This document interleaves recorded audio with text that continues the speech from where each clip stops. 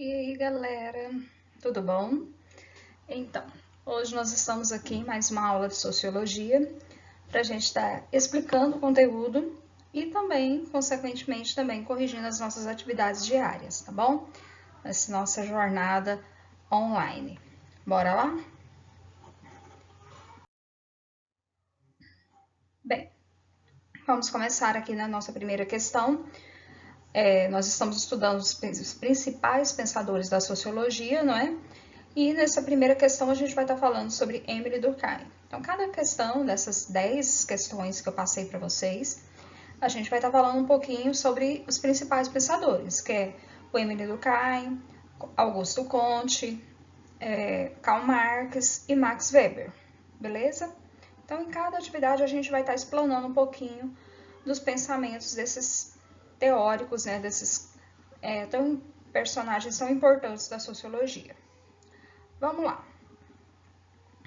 De acordo com Émile Durkheim, explique o que é fato social. O que é um fato social na visão de Émile Durkheim, né? O que ele diz para nós o que é o fato social. Descreva as 3 principais características do fato social para Durkheim, ok? Então vamos lá. Olha só, o fato social, segundo Durkheim, consiste em maneiras de agir. Quando a gente fala fato social, né, parece que é a ação, né, o agir do indivíduo dentro da sociedade. Então, consiste o quê? Em maneiras de agir, de pensar e de sentir que exercem determinada força sobre os indivíduos. Deixa eu pegar aqui esse marcador de texto que acho que fica melhor. Que exerce, então, uma força sobre os indivíduos, tá certo?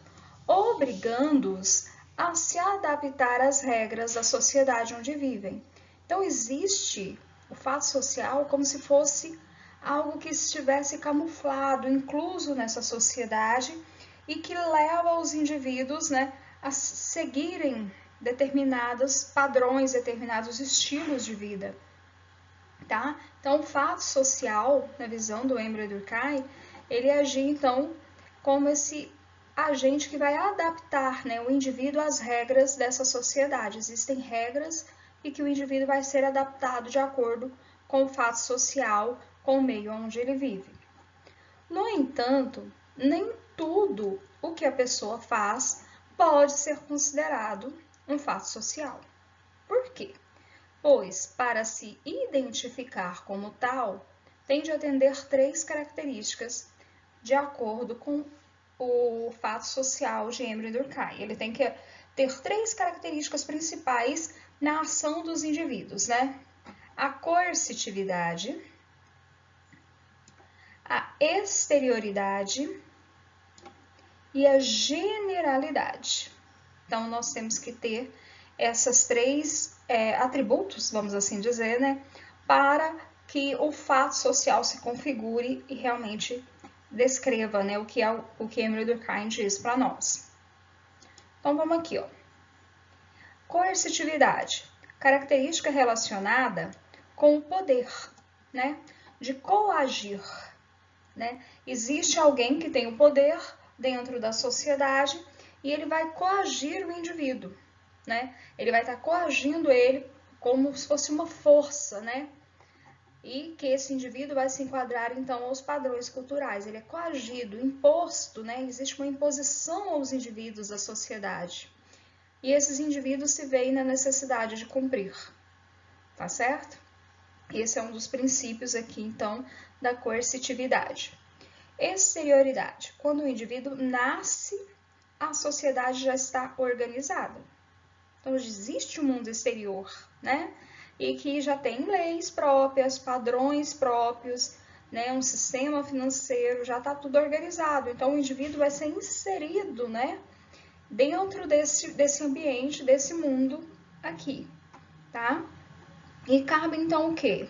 Por intermédio da educação, ele vai ser moldado, né, para esse mundo exterior, para a vivência nesse novo mundo aí, enquadrado, né? E a gente percebe, no nosso dia a dia, a gente vai sendo moldado e adaptado aos moldes das culturas, né, onde cada indivíduo nasce e é inserido. Generalidade. Os fatos sociais são coletivos, tá certo? Então, os fatos sociais, eles são coletivos. Então, é como se eu generalizasse. Todos nós estamos englobados nesse pacote, todos nós estamos impostos a uma determinada situação, um determinado fato, tá?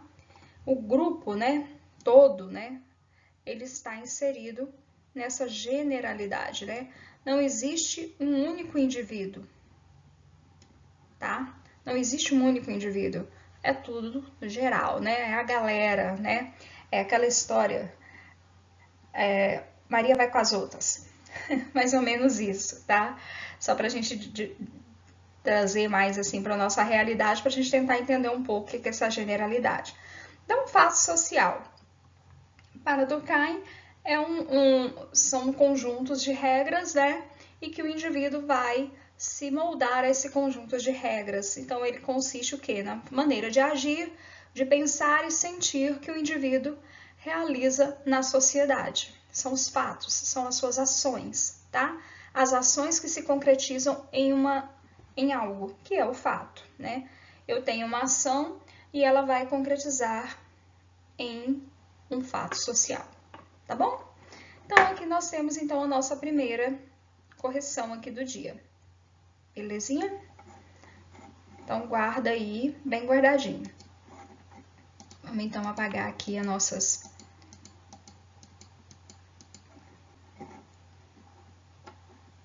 Vamos para a próxima.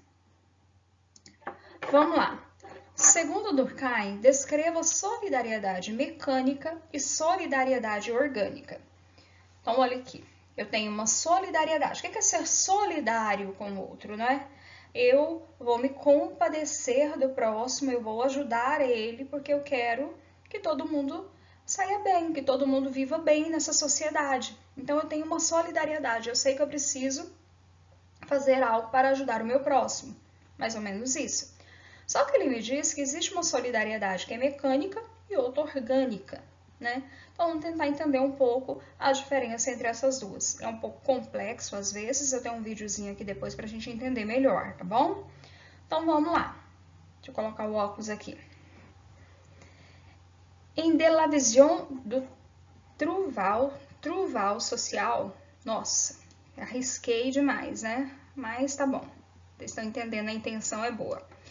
Durkheim esclarece, o que ele esclarece aqui no seu livro? Que a existência de uma sociedade, existe uma sociedade, bem como uma própria coesão social. Olha só, ele esclarece que a existência de uma sociedade, bem como a própria coesão social, está baseada num grau de consenso entre os indivíduos. O que é um consenso? A gente chegou num acordo, não é? Então, ele esclarece aqui nesse seu livro que a sociedade, bem como a própria coesão, né, ela é organizada através de um consenso entre os indivíduos e que ele designa de solidariedade. Esse consenso, então, entre os indivíduos é a solidariedade, tá certo? Então, olha só, eu tenho uma organização aqui, né? Para essa sociedade funcionar, eu tenho um consenso entre os indivíduos, né, onde um manda e o outro obedece. De acordo com o autor, há dois tipos de solidariedade, que é o que a gente perguntou aqui, né, na nossa questão, a solidariedade orgânica e a solidariedade mecânica. Mecânico, a gente lembra logo de algo que funciona, vamos dizer assim, como uma máquina, não é? É aquela que caracteriza as sociedades pré-capitalistas, nas quais há um baixo grau, né, de consciência individual. Então, são as sociedades mais primitivas, né? A sociedade capitalista, ela vem de uma divisão de trabalho, ela vem de uma necessidade de convivência maior dos indivíduos, né? de uma maior solidariedade, né? Uma necessidade maior de solidariedade entre os indivíduos, porque a sociedade capitalista, ela funciona através disso, né? Um trabalho depende do outro, não tem mais aquele artesão que faz todo o produto, só para vocês entenderem o que eu quero dizer. Mas cada produto passa pela mão de várias pessoas para chegar a um produto final, tá bom? Então, aqui na solidariedade mecânica, ela é uma solidariedade que identifica melhor as sociedades primitivas, tá? Em termos de coesão social, uma consciência coletiva que controla a sociedade. Então, nessa sociedade mais primitiva, eu tenho essa consciência coletiva que controla a sociedade, mas ela é, podemos assim dizer, instintiva, né? Ela é basicamente quase que instintiva. Enquanto que na solidariedade orgânica, ela refere-se à coesão que emerge nas sociedades modernas. É uma coesão que vem nessa sociedade moderna, né? Numa necessidade de dependência de um indivíduo depende do outro, não é? Por exemplo, eu tenho uma grande empresa, eu necessito e dependo dos funcionários para que eles produzam os produtos, não é? Eu tenho essa dependência com ele. Enquanto que na sociedade mais primitiva, eu fazia todo o produto e pronto, eu chegava ao ponto final desse produto. Agora eu dependo cada vez mais do outro, né? Do outrem. Então, essa ideia foi proposta por Emile Durkheim para expressar a divisão do trabalho na sociedade. Ela expressa para nós, então, o momento em que a sociedade tem uma maior divisão social do trabalho, tá? Então, nós temos aqui, então, segundo Durkheim, a solidariedade, né? Que é esse consenso da sociedade que um depende do outro. E ele a divide nessas duas fases, como se fosse uma fase, né? Uma passando para a outra, da solidariedade mecânica e orgânica. Tá certo, galera? Então, aqui nós temos a nossa segunda atividade, tá bom? Beleza. Opa, vou passar para a próxima. Exemplo. Aqui eu tenho um exemplozinho bem simples para gente. Uma delas é a relação entre pontos de vista semelhantes partilhados pelas pessoas. As pessoas têm pontos de vista diferentes sobre vários assuntos. Entre eles, a gente destaca aqui, ó, valores, crenças religiosas, né? Por exemplo, a que dá o nome à solidariedade mecânica e a outra consciência na divisão do trabalho em profissões especializadas, denominada solidariedade orgânica. Então, olha só, eu tenho essa relação, né, com as pessoas e temos pontos de vista semelhantes, diferentes, aliás, né? E esses pontos de vista podem se dirigir a vários temas, como os valores, crenças, religiões, e isso está mais voltado ao quê? A solidariedade mecânica, né? Nesse momento em que o indivíduo simplesmente se relacionava para debater esses assuntos. Enquanto que a solidariedade orgânica, eu tenho um outro tema em questão, que é a profissão, que é o trabalho. E essa solidariedade surge, então, orgânica, dessa necessidade, né? Como se viesse das entranhas mesmo, essa necessidade de conviver e de trabalhar. Tá bom? Espero que tenha entendido melhor, mas para ficar mais claro ainda, tem um videozinho aqui pra gente. Deixa eu ver se eu consigo pôr ele para passar aqui.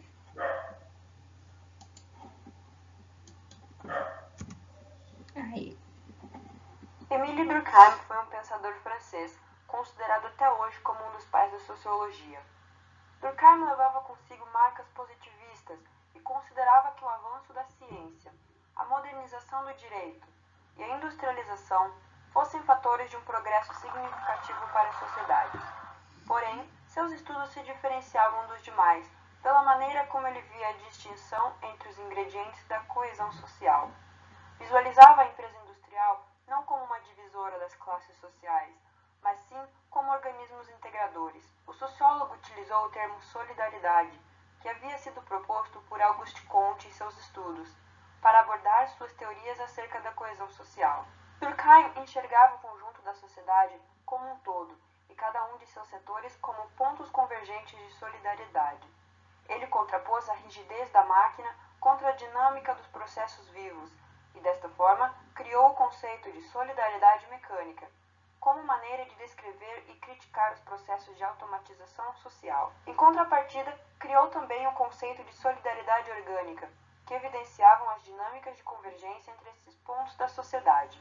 Mas, afinal, quais são as reais diferenças entre a solidariedade mecânica e a solidariedade orgânica? Para pensar esse conceito de solidariedade orgânica e mecânica, a gente tem que voltar em um outro conceito anterior, que é do Durkheim, que é o conceito de função social.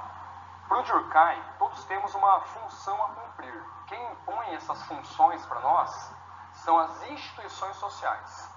E para ele, o que motiva os indivíduos a cumprir a sua função social, a fazer aquela que seria a sua parte na sociedade, é o que ele chama de solidariedade. A solidariedade é o que motiva os indivíduos a cumprir com a sua função na sociedade. Mas aí, ele conceitua dois tipos distintos de solidariedade: a solidariedade orgânica e a mecânica. O próprio nome, o próprio termo já diz, algo orgânico é uma coisa natural, enquanto algo mecânico é uma coisa artificial. Solidariedade orgânica é quando o indivíduo cumpre com as suas funções, faz com a sua parte, de maneira natural, de maneira orgânica mesmo, né? Entendendo que aquele é o adequado, que aquele é o melhor para ele e para a coletividade. A mecânica é quando o indivíduo cumpre com a sua função, mas ele não assimilou os valores, ele não entendeu completamente que aquilo é o melhor para a coletividade, para todos. Então ele cumpre de maneira mecânica, ele cumpre obrigado, ele cumpre porque ele é pressionado. Então, esses dois tipos de solidariedades geram sociedades completamente distintas. Vamos pensar aí num exemplo. Um cara, ele tem que andar dentro do limite de velocidade no trânsito e ele não pode furar sinal vermelho. Tem um que seria representado por uma solidariedade orgânica, que ele cumpre ali as regras de trânsito porque ele entende que é o melhor. Outro cumpre, mas de maneira artificial, mecânica.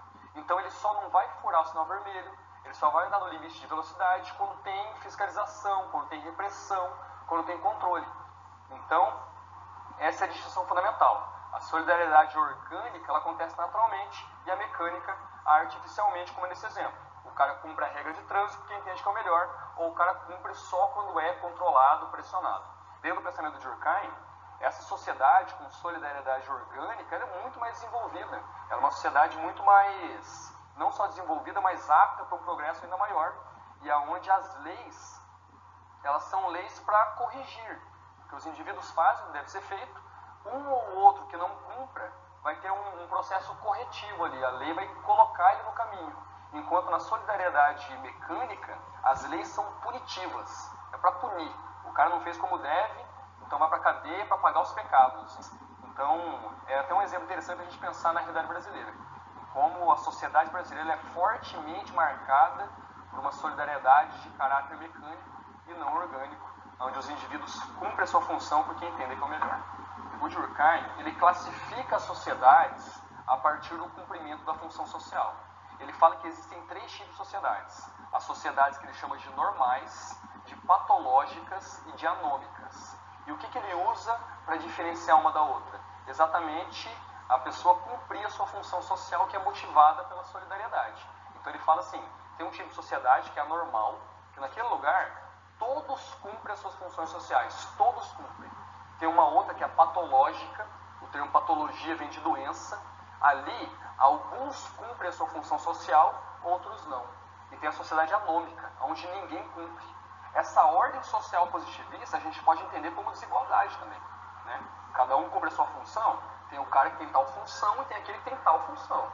Hierarquias sociais, né? Aí o papel fundamental das instituições sociais, definindo o nosso padrão de comportamento. Aí nas instituições entraria a educação, o Estado, a economia, a religião. A religião é uma poderosa instituição social, e daí a pessoa pode cumprir com todos os padrões de pensamento que vem disso, obrigado ou por vontade. Daí essa divisão das solidariedades. Meu nome é Ricardo, sou graduado em História, pós-graduado em Filosofia, pós-graduado em Sociologia, e leciono disciplina de Sociologia há 10 anos. Por fim, Mesmo com tantas diferenças entre os modelos de solidariedade mecânica e orgânica, nota-se que ambas as solidariedades têm em comum o objetivo de proporcionar a coesão social, uma ligação entre os indivíduos e uma troca por parte dos integrantes daquela sociedade. Beleza? Ótimo vídeo, não é verdade? Eu achei que ficou bem claro para a gente entender um pouco sobre a questão da solidariedade mecânica e orgânica, né? Para a gente, às vezes, refletir também um pouco, né? Como que tá as nossas ações? Será que nós somos mecânicos ou será que somos mais orgânicos, né? Vamos ficar aí pensando nessa questão. Bora para a terceira? Bora lá. De acordo com Durkheim, explique o que é fato social normal e fato social patológico. E, inclusive, o nosso professor, né, ele também falou sobre os fatos sociais, né, o fato social normal, patológico e a anomia. Então, a gente vai falar um pouquinho aqui, então, sobre esses dois fatos sociais, né. O indivíduo está vivendo, interagindo nessa sociedade, ele tem as suas ações que geram, então, os fatos. Então, vamos lá. De acordo com Durkheim, fato social consiste em maneiras coletivas de pensar, sentir e agir. Então, o fato social é a vivência, né, o coletivo, que nós agimos e reagimos e isso gera, então, o fato, tá? Exteriores ao indivíduo, ou seja, estão fora daquilo que eu sou, né? É o meio que nos leva a essas ações. E é dotado de um poder de coerção, em virtude do qual se lhe impõe, tá? Então, as minhas formas de pensar, agir e sentir exteriores são exteriores a mim, ao que fala de mim, né? E isso tudo está dotado de um poder de coerção, em virtude do que nos é imposto na sociedade em que vivemos. Fato social normal, deixa eu trocar a cor aqui para ficar melhor, quando se encontra generalizado na sociedade ou desempenha alguma função social importante. Então, fato social normal, quando se encontra generalizado na sociedade, certo? Só para a gente entender um pouquinho, vamos aqui no fato social patológico. O patológico é aquele que se encontra fora dos limites permitidos pela ordem social e pela vida moral vigente. Então, é algo que está fora dos padrões daquela sociedade. Eu tenho uma sociedade que nos impõe certos modelos, né, dentro da nossa cultura, dos nossos costumes, das nossas tradições, e o fato social patológico, ele foge desses padrões. Ele sai desses limites dessa ordem social vigente, tá certo?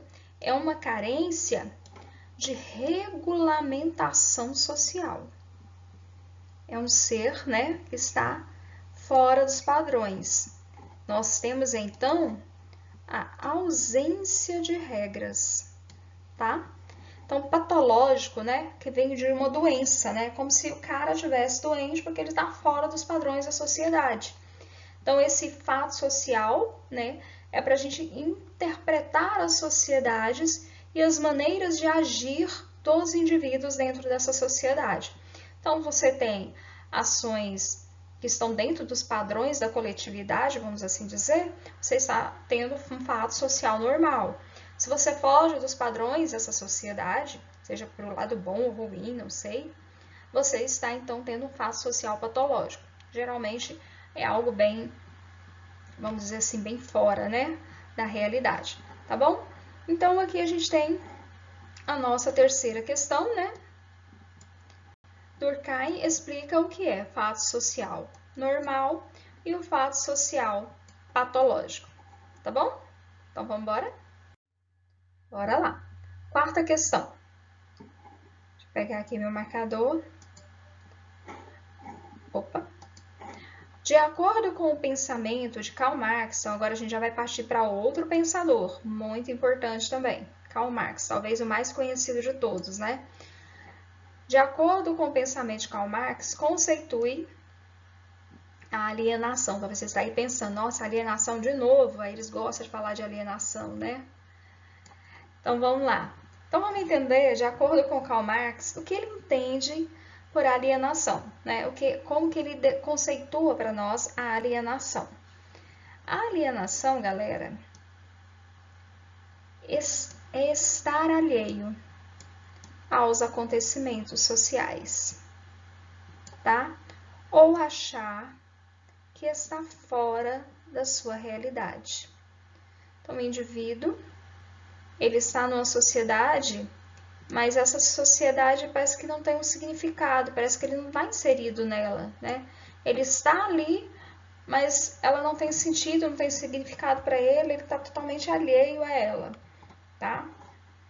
Karl Marx, em sua obra Manuscritos Econômico-Filosófico, usou o termo para descrever a falta de contato e estranhamento que o trabalhador tinha com o seu produto que produzia.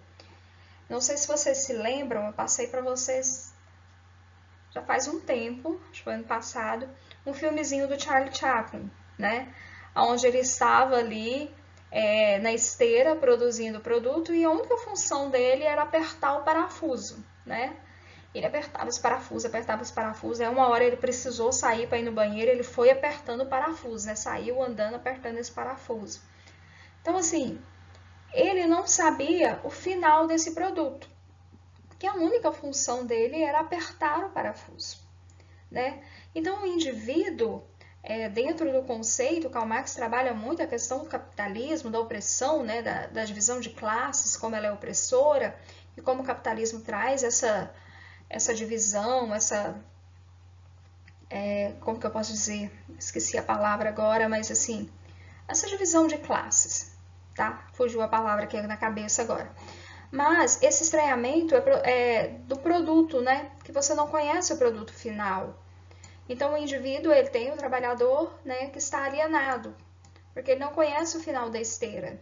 Tem uma outra charge que o indivíduo diz assim, que quando ele aposentar, ele vai conhecer o produto no final da esteira, certo? Então, o estar alienado é ele estar tão mecanicamente trabalhando naquele único produto que essa sociedade capitalista, ela molda esse indivíduo a essa situação, a não querer conhecer o além, né?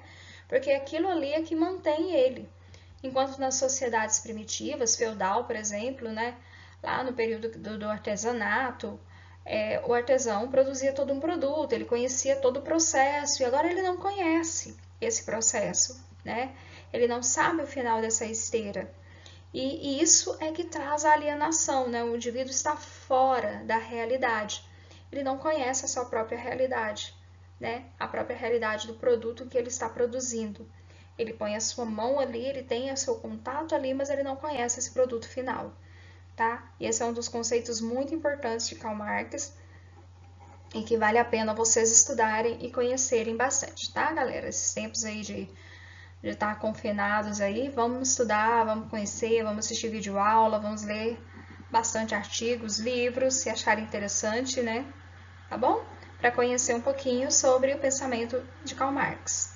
Então, sobre a questão da alienação, acho que vocês sabem bem o que é. Bora. Aqui tem um slidezinho para a gente melhorar a nossa concepção aqui. Marx desenvolveu o conceito de alienação mostrando que a industrialização, a propriedade privada, o assalariamento separavam o trabalhador dos meios de produção, certo? Então, se eu vou a uma indústria, né, eu estou produzindo aquele produto, mas eu não conheço o produto final. Ferramentas, matérias-primas, terra e máquinas que se tornavam propriedade do capitalista, o dono do modo de produção. O proletário, aquele que trabalha dentro da fábrica, ele não conhece esses produtos. Separava também ou alienava o trabalhador do fruto de seu trabalho. Olha, nossa, chega dói, né? Se a gente pensar. Tudo isso que separa o indivíduo do fruto do seu trabalho, né? É como se ele pregasse o preguinho lá no sapato, mas ele não sabe que ele está fazendo um sapato. Ele não sabe que lá no final daquela esteira vai sair um sapato. Essa é a base da alienação econômica do homem realizada sobre o capitalismo, ou seja, o capitalismo gera essa alienação, certo? Essa sociedade que visa a economia, né, gera essa alienação no ser humano, né, separando ele do fruto do seu trabalho. Parece bobo, tolo para nós hoje, no nosso dia a dia, pensar isso, né? Numa sociedade que todo mundo tem informação constantemente, quem que não sabe o fim da esteira, né? Quem que não sabe? Se eu estou trabalhando e não conhece. Mas o sentimento que ele tem aqui é que para eu conhecer, eu tenho que conhecer todo o processo, certo? Todas as etapas de produção, teria que passar por todas elas para conhecer, para saber esse produto final. E isso não existe. Então isso tira do homem aquele prazer, né, de conhecer o seu produto final, porque ele não vai chegar lá e ver, ele vai comprar aquele produto, mas ele não vai trabalhar nele todo, vai ter todo o processo dele, tá bom? Então vamos lá. Quinta questão. Segundo Marx, a história da humanidade é a história da luta de classes, como a gente falou sobre a opressão, né? A luta de classes. O que essa frase significa? Quais são estas classes, né? E quais são os critérios que as definem? Então, Karl Marx, ele trabalha muito sobre essa questão da luta de classes, tá certo? A frase que abre a primeira parte do Manifesto Comunista, né, um importante escrito, um panfleto escrito por Marx e Engels, seu companheiro, né, companheiro de produção, publicada em 1848, declara que a história de todas as sociedades é a história da luta de classes. Então, todas as sociedades existe essa luta de classes, né? Os conflitos entre as classes antagônicas, entre os que detêm o poder e os subordinados. Então, o que é a luta de classe, né? É um conflito entre aqueles que detêm o poder e os subordinados, tá certo? Então, existe um conflito entre o dono da fábrica e os trabalhadores. Nesse período, nós temos muitas greves, muitas revoluções, muitos movimentos, né, sindicalistas reivindicando direitos trabalhistas. Até nós temos a estrutura dos direitos trabalhistas que nós temos hoje. Então, isso era muito bem perceptível a eles nesse período, né? Falar sobre essa luta de classe, sobre esse conflito antagônico em quem tem o poder e quem é o trabalhador. Os opressores, né? E os oprimidos são o grande motor que move a história. Então, essa luta de classe é o grande motor, né, que vai mover a história, que vai movimentar essa história, que vai gerar esses conflitos, que vai gerar essa transformação dessa sociedade. Essa sociedade vai ser transformada por esses conflitos. Devido ao modo como a riqueza é produzida e distribuída, uma classe se levanta contra a outra, o que eventualmente pode derrubar a classe dominante. Então, a classe dominante hoje, eu estou lá em cima, estou dominando, mas pode haver uma revolução. Karl Marx falava muito sobre a força da revolução, não é?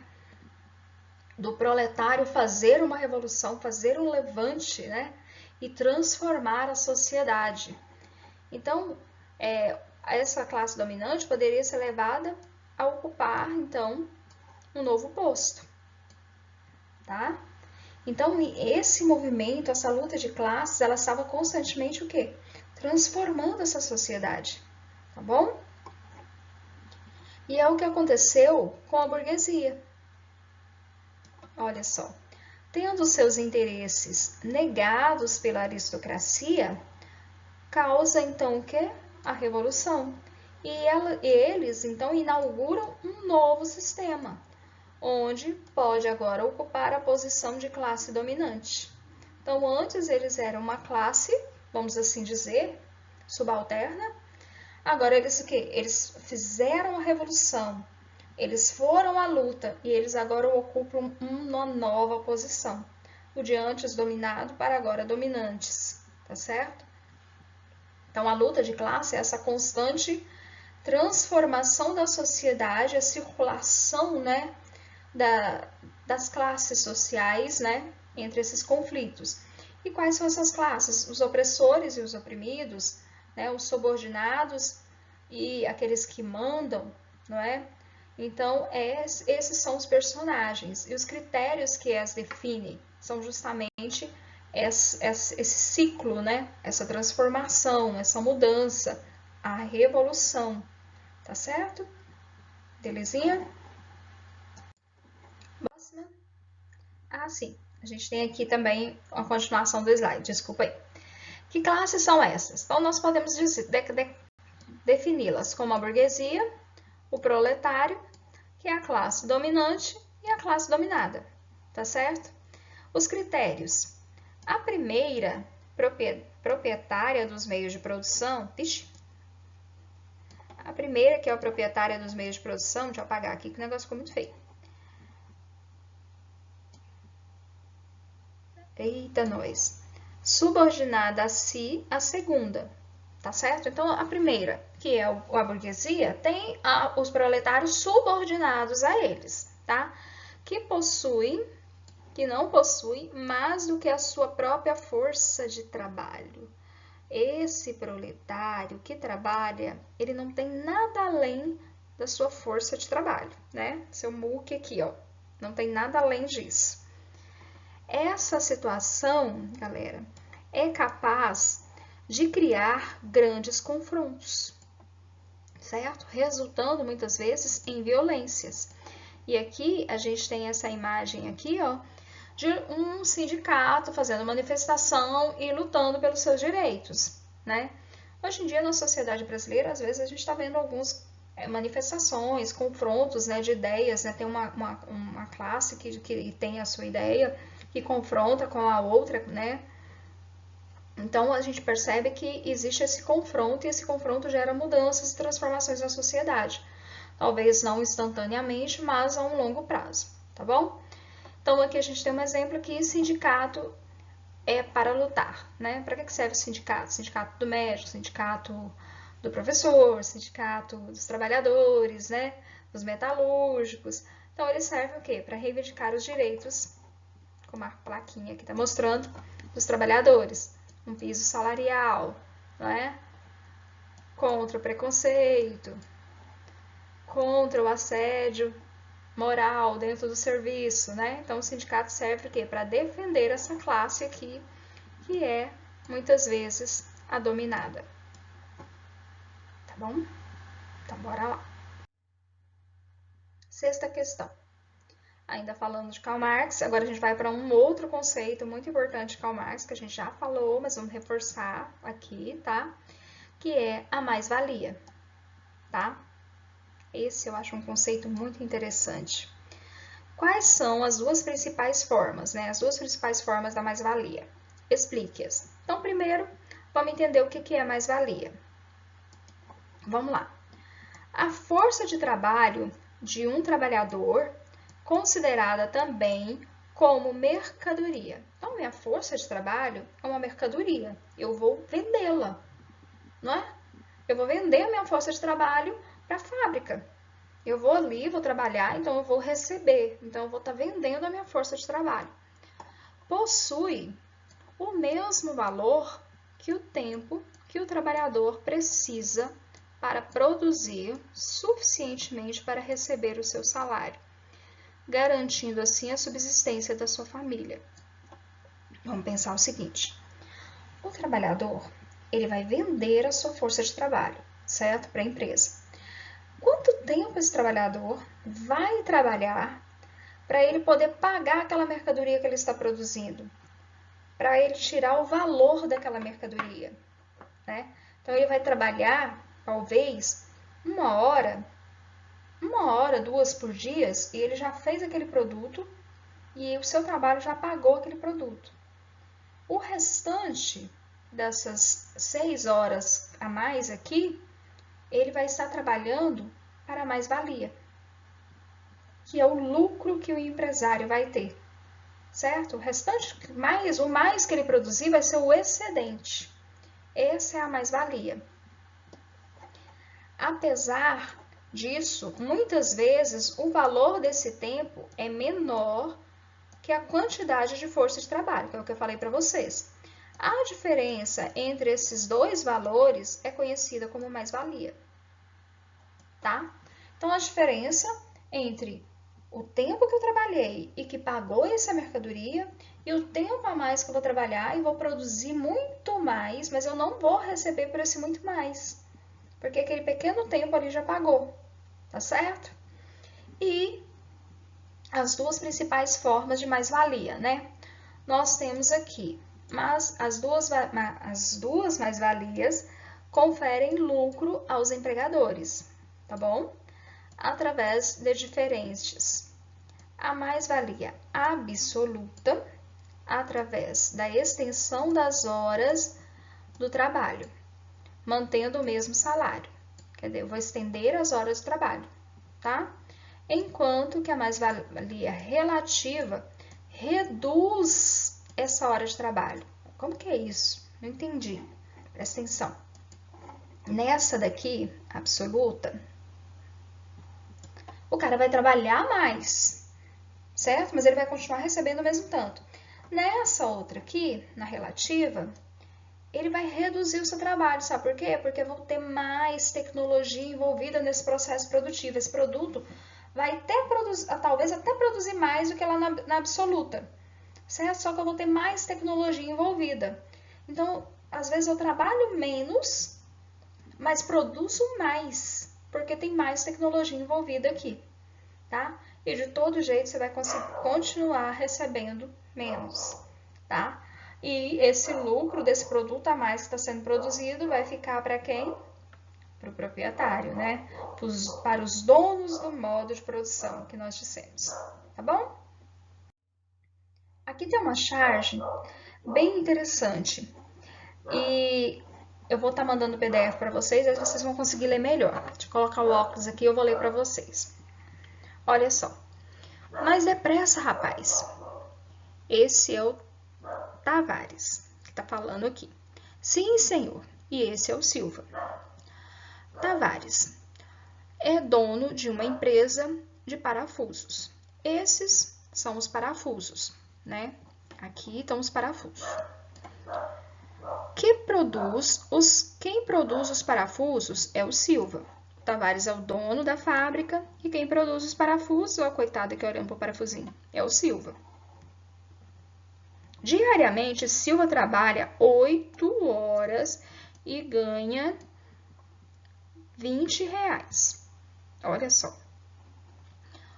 Uma equação simples mostrará que Silva recebe R$2,50 cada hora de trabalho. Cada hora de trabalho dele. Silva produz 1.000 parafusos por hora. Tavares vende esses parafusos a 0,5 centavos. Logo, a cada 1.000 parafusos, ele tem uma fatura aqui de R$50. Opa, ele pagou R$2,50 para o Silva. Mas ele ganhou 50. Mais depressa, rapaz. Tavares nunca está satisfeito com esse faturamento. Sim, senhor. Esse é o Karl Marx. Vamos ver o que ele vai falar nessa história aqui. Com licença. O senhor já ouviu falar em mais-valia? Tá maluco, camarada? Quer acabar com o meu negócio? E o coitado tá aqui sem entender nada, totalmente alienado na história. Então, aqui para a gente entender um pouco melhor sobre essa questão da mais-valia, eu achei super interessante essa charge que eu encontrei ela, vasculhando aí pela internet. E vale a pena para a gente poder entender um pouquinho sobre essa questão da mais-valia, né? Enquanto o cara tá lucrando ali os seus R$50, o Silva ganha apenas o quê? R$2,50, né? E ele produz esse produto, né? E muitas empresas, às vezes, trabalham, já tem alguma linguagem, de dividir, né, o lucro com os trabalhadores. Algumas empresas trabalham sobre essa questão também, como se fosse uma cooperativa, né? Dividindo, então, esse lucro com os trabalhadores ali para uma motivação maior, né? Uma porcentagem nos lucros, para que o trabalhador sinta-se mais motivado a trabalhar, como se sentisse também um pouco dono daquele processo, tá bom? Então, Karl Marx aqui nessa empresa aqui do Tavares, ele não é aceito. Mais-valia. Vejamos o seguinte exemplo. Eu tenho uma indústria têxtil, um trabalhador precisa apenas de 4 horas por dia para produzir bens no valor do seu salário mensal. Então, quantas horas? 4 horas apenas. Mas ele trabalha 8.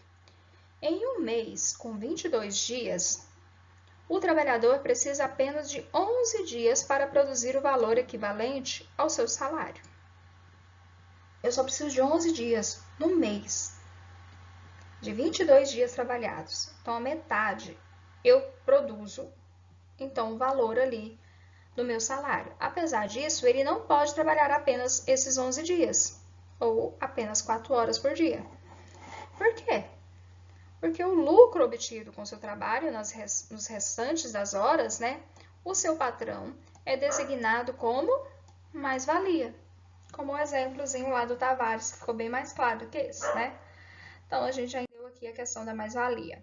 Bora lá, que nós temos muita coisa. De acordo com Max Weber, agora a gente vai passar para outro, né, dos pensadores da sociologia, né, Max Weber, explica a relação entre indivíduo e sociedade. Então, vamos entender um pouquinho. Bora lá. De acordo com Max Weber, explica a relação entre indivíduo e sociedade. Qual que é a relação entre esse camarada aqui e a sociedade? Euzinho e a sociedade toda. Qual que é essa relação? Vamos entender? Olha só. Max Weber. Para Weber, a sociedade pode ser compreendida a partir do conjunto das ações do indivíduo. Então, nós temos os indivíduos e temos as nossas ações cotidianas. Estas são todo tipo de ação que o indivíduo faz, orientando-se pela ação dos outros. Eu vi um vídeo essa semana que eu achei muito interessante. Uma professora estava na sala de aula e a sala cheia e ela disse para os alunos o seguinte: olha, vocês estão vendo essa pasta aqui? Qual é a cor dela? Aí os alunos falaram: é verde, professora. Beleza. Sempre tem uns atrasadinhos que chegam aqui e eu vou perguntar para ele, quando ele chegar, que cor é essa pasta. E vocês vão me dizer que é vermelha. Combinado? A pasta é verde, mas vocês vão me falar que ela é vermelha. Beleza. Tá bom. Chegou o indivíduo e ela começou a perguntar para todo mundo, aleatoriamente: qual é essa pasta? Vermelha, vermelha. Todo mundo falando que era vermelha. Aí ela perguntou pro indivíduo atrasado, né? Qual que é essa pasta? Ele olhou assim para todo mundo, meio sem graça. Vermelha? Aí ela falou: não, ela é verde. Mas todo mundo falou que é vermelha. Aí ela foi explicar, então, a teoria de Nietzsche, né? Sobre essa questão de como o conjunto manipula, né? Como nós somos manipulados pelo conjunto, né? Como que as nossas ações são manipuladas. Então, o indivíduo e a sociedade, né? O indivíduo é influenciado pela sociedade, a sociedade é influenciada pelo indivíduo, e muitas vezes nós somos muito mais influenciados pela sociedade do que o indivíduo consegue influenciar a sociedade, tá? Então, olha só, o indivíduo é orientado pela ação dos outros, ou seja, da sociedade. Só existe ação social quando o indivíduo tenta estabelecer algum tipo de comunicação, tá? Só existe uma ação social quando eu estou tentando me comunicar nessa sociedade, me mostrar, né, me colocar nessa sociedade, tá? Enquanto eu estou ali sozinho, num canto, não existe uma ação social. A ação social é essa interação. E essa interação, muitas vezes, ela tem essa, vamos dizer assim, essa coerção, tá? Belezinha? Então, tá aqui a nossa resposta, tá? São todo tipo de ação que o indivíduo faz orientados pela ação dos outros. Só existe ação social quando o indivíduo estabelece, então, um tipo de comunicação. Aqui mais um exemplo. Para o alemão Max Weber, a sociedade existente concretamente, mas não é algo externo e acima das pessoas, e sim um conjunto das ações do indivíduo. A sociedade só existe porque existem os indivíduos e as suas ações, relacionando-se, partindo do indivíduo e de suas motivações. Weber pretende compreender a sociedade. Então, a partir das ações do indivíduo, tá? A partir das ações desse indivíduo, das suas motivações, Weber então pretende compreender a sociedade. Por que a sociedade age assim? Né? É igual a chargezinha da menininha que queria pintar o cabelo de azul. Mãe, eu quero pintar meu cabelo de azul. Por que você quer pintar seu cabelo de azul? Porque eu quero mostrar a minha individualidade. A mãe questionou de novo, mas por que você quer pintar seu cabelo de azul, minha filha? É porque todo mundo tá pintando.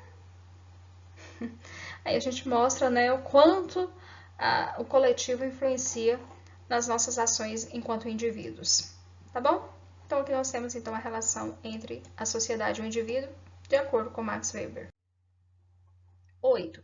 Nossa Deus, bora lá. Segundo Weber, o que é a ação social? Quais são as quatro ações sociais fundamentais no pensamento de Weber? Então, o que é a ação social? Tá aqui, ó. A ação social é um conceito de Weber que estabelece para as sociedades humanas e essa ação só existe quando o indivíduo estabelece, então, a comunicação. A ação social, então, é uma ação humana quando eu quero me comunicar, me relacionar na sociedade. 4 tipos. Ação tradicional, aquela determinada por um costume, por um hábito arraigado, algo natural, né, do indivíduo. A ação afetiva, racional, e a ação com relação a fins, ou seja, eu tenho um objetivo, eu estou me relacionando porque eu tenho objetivos, tá certo? Então, aqui, segundo Max Weber, o que é a ação social, tá? Então, a ação social é a relação do indivíduo com a sociedade e ela pode ser tradicional, afetiva, racional, com relação a valores, né? Determinada pela crença, pela consciência, né, num valor considerado importante. Então, é algo que eu desejo alcançar com essa ação, uma ação pensada, né? E uma ação com relação a fins. Eu estou me relacionando porque eu quero chegar num objetivo. Então, bora lá.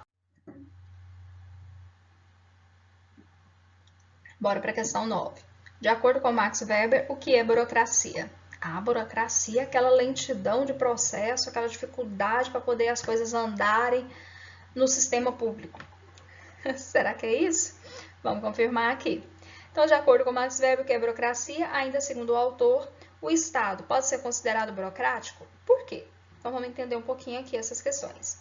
Bem, ele elaborou um conceito de burocracia baseado nos elementos jurídicos lá do século XIX, tá bom? Concebidos por teóricos de direito. O termo era empregado para indicar funções da administração pública. Então, está bem relacionado ao que nós conhecemos, né? Para indicar as funções do sistema público, que era guiada por normas, atribuições específicas dentro da esfera de competências delimitadas e critérios de seleção de funcionários. Então, está bem relacionado com o funcionamento de uma instituição pública e todo o seu funcionamento. Sim, o Estado ele pode ser considerado burocrático, tá certo? Por quê?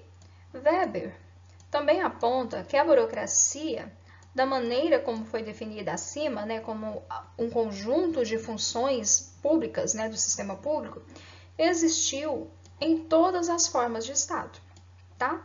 Desde o antigo até o Estado moderno. Contudo, foi no contexto do Estado moderno e da ordem legal que a burocracia atingiu o mais alto grau de racionalidade, tá certo?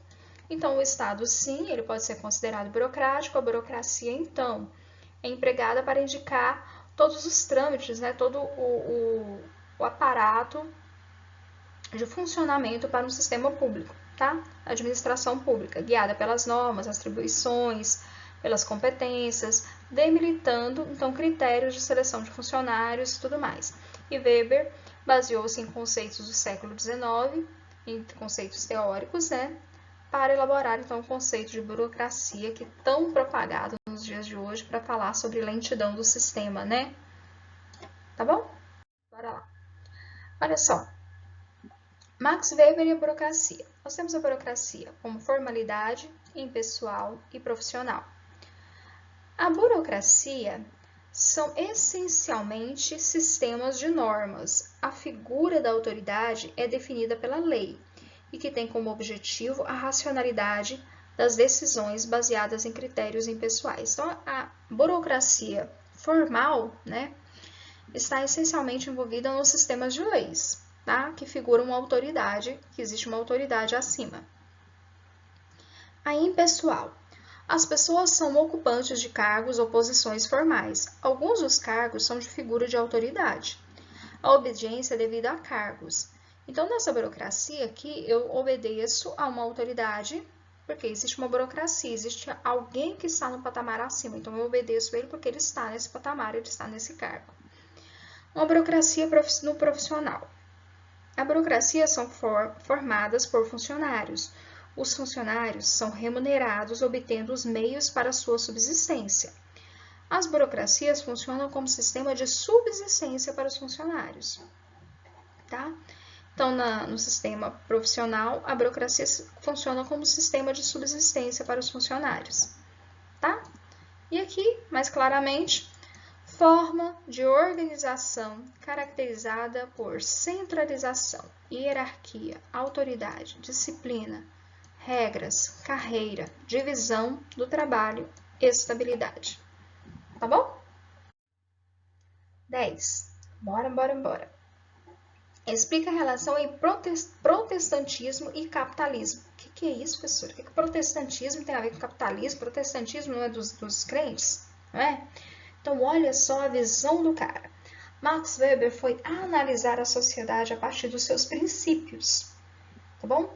Então, a sociedade capitalista, a grande maioria das sociedades capitalistas daquela época, tinham a sua nação, grande parcela da sua população eram protestantes. E os protestantes viam o trabalho como um dever, como algo que se deveria fazer, tá? Então, o trabalho nessas sociedades fluía de uma forma mais harmônica, podemos assim dizer, e fluía mais. Então, olha só, de acordo com o sociólogo, a ética protestante, o espírito do capitalismo, o vers do protestantismo fizeram com que seus fiéis observassem o trabalho como uma forma de agradar a Deus, né? A própria palavra nos diz, né, que o homem tem o seu sustento através do seu suor, né, do suor do seu rosto, né? Então, assim, o trabalho para eles era algo dignificante, o trabalho dignifica o homem, né? Então, dignificava. Então, o trabalho para eles era algo prazeroso e que agradava a Deus. Então, o trabalho, portanto, enriquece o indivíduo motivado. O indivíduo está motivado, ele vai ganhar mais. Faz que ele possa consumir mais o capital adquirido, ou seja, uniu-se o útil do trabalho ao agradável, à salvação. Então, ele fez uma análise da sociedade a partir dos seus princípios, né? E, então, a relação aqui nós temos entre o protestantismo e o capitalismo é que os protestantes eram, de certa forma, motivados a trabalhar cada vez mais. Então, vamos lá. Aqui a gente tem umas perguntinhas que foram as últimas que eu enviei para vocês, tá? Então, sobre as duas definições de solidariedade que a gente falou, solidariedade mecânica e orgânica, então ele está querendo aqui que a gente, de acordo com esse texto, marque a alternativa correta considerando a citação acima. Então, a citação aqui está falando sobre a solidariedade e a transformação de uma solidariedade para a outra. Por exemplo, é completamente diferente a solidariedade produzida pela divisão do trabalho, solidariedade orgânica, né? Enquanto a precede implica que os indivíduos se assemelhem. Essa supõe que difiram umas das outras. A primeira só é possível na medida em que a personalidade individual é absorvida pela personalidade coletiva. A segunda é apenas possível se cada um tem uma esfera de ação que lhe é própria, por conseguinte, uma personalidade. É preciso, pois, que a consciência coletiva deixe descoberta uma parte da consciência individual, para que aí se estabeleçam essas funções especiais que ela não pode regulamentar. Quanto mais extensa essa região, tanto mais forte é a coesão resultante dessa solidariedade. Então, marque aqui a alternativa correta, considerando a citação acima, que explica os efeitos da evolução. De qual solidariedade para qual? Né? Então, a nossa resposta é essa aqui, ó, a C. Solidariedade mecânica para solidariedade orgânica. Agora que está muito tempo aqui. Aqui para a gente ter um exemplo, né? Solidariedade mecânica e a solidariedade orgânica. Sociedades primitivas, sociedades mais organizadas, com a divisão de trabalho. 2. Surgida no momento de consolidação da sociedade capitalista, a sociologia tinha uma importante tarefa a cumprir na visão de seus fundadores, dentre as quais se destaca Augusto Comte. Assinar a alternativa correta quanto a essa tarefa. Qual o papel da sociologia aqui? Então, ele quer saber. D. Tornar realidade os chamados... É D, não. Contribuir, essa daqui, tá, gente? Para a solução dos problemas sociais decorrentes da Revolução Industrial. Então, a resposta certa é essa aqui. Tá? O nosso marcador aqui marcou errado. Tá bom? 3. Segundo a Lei dos Três Estados, de Augusto Comte, a evolução das concepções intelectuais da humanidade percorre 3 estados teóricos distintos. Ela vai passar por 3 etapas, vamos assim dizer, que é o teológico, metafísico e científico. Então, ó, teológico, metafísico e positivista ou científico. São a lei dos 3 estados e as fases de evolução da humanidade. Então, a explicação do mundo com base nas concepções místicas, metafísica, predomínio dos princípios e construções teóricas, e o positivista ou científico, né? A conduta humana pautada em convicções científicas. 4. Augusto Comte, quanto Karl Marx, identificam imperfeições na sociedade industrial. Então, ele quer saber um pouco do pensamento sobre a visão desses dois teóricos, sociólogos, tá bom? E a nossa resposta está aqui na letra A. Por que eu estou correndo contra o tempo? Porque já tem muito tempo de vídeo, vai ficar bem cansativo, então aqui eu estou trazendo para vocês essa explicação e a gente já falou sobre todos esses assuntos aqui no decorrer da aula, tá bom? Então, galera, é o que nós temos para hoje. Então, galerinha, aqui nessas últimas atividades eu passei meio correndo, mas aí eu vou estar enviando para vocês as correções, tá bom? Porque o nosso tempo de vídeo já está muito grande, vai ficar um pouco cansativo. Mas assiste com carinho, vai pausando, vai assistindo, tá bom? Vale a pena vocês entenderem um pouco, né, sobre esses pensadores que são tão importantes e são temas recorrentes dentro do Enem, tá bom, galerinha? Tô com saudade de vocês. Capricha nessas atividades, faz o cabeçalho direitinho, tá bom? Organiza esses cadernos e, ó, beijão no coração. Tchau, tchau.